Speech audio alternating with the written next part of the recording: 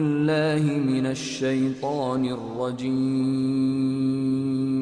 بسم الله الرحمن الرحيم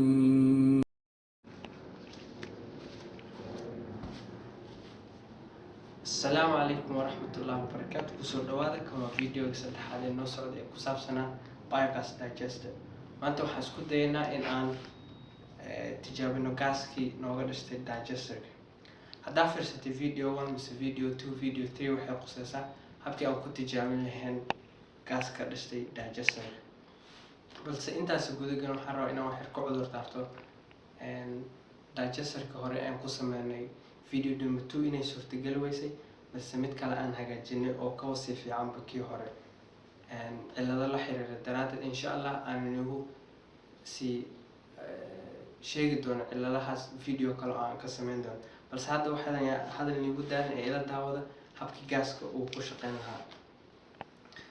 marka hore digestion waxaa ku jiro saxarada lo'da iyo biyo kali. bacdan waxaa ugu xiray sababtoo ah inaysa gelin wax iftiin ah because iftiinka way u darantay bakteeriyada.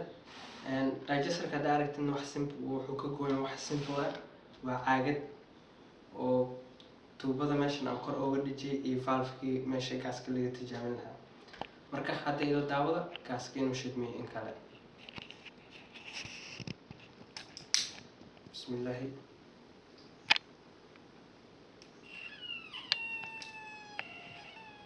وكاسا الحمد لله كاسكو وجدان وشدمي wax meeshan kaliya ku jirana waa saxarada lo'da iyo biyo kaliya aan ku shubay.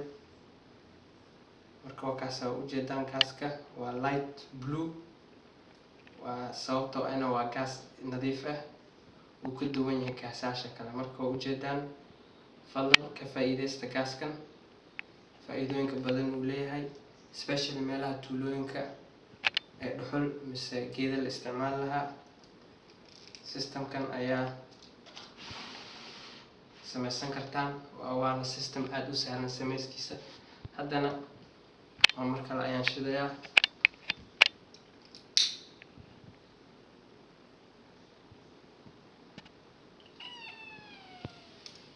labada dabna isku mid ma aha, kan waa kii caadiga dabkii caadiga kanna waa ujeedaan siduu yahay. وكاسا مركا فضلا كفايديستا dadka kalena uga faa'iideeya. waad mahadsantihiin. السلام عليكم ورحمة الله وبركاته.